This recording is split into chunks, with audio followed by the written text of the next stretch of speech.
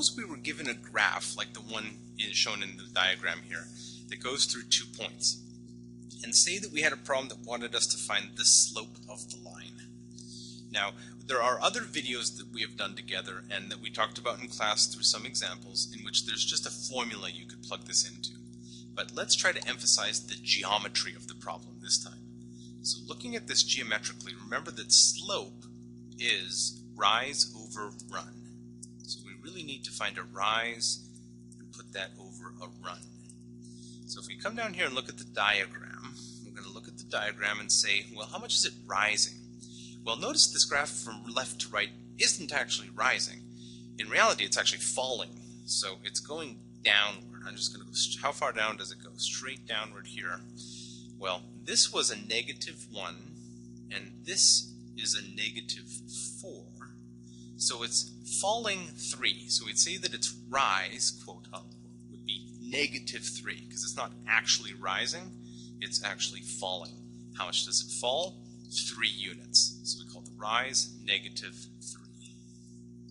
On the other hand, the run is how far it goes from left to right. So the run would be drawn in like this. It would start here and come across that way.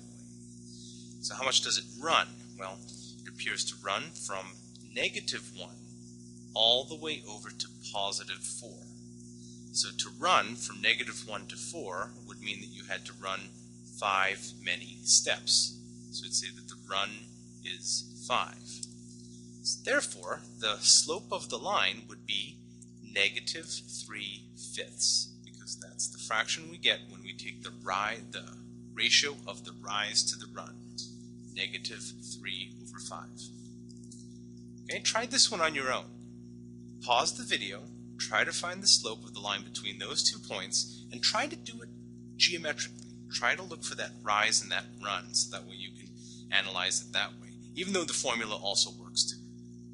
So assuming you gave it a good old try here, how much are we rising? Well, this one's actually going upward over time, so unlike the other graph which was going downward or falling left to right and got a negative answer, we are anticipating that this one is going to be a positive answer.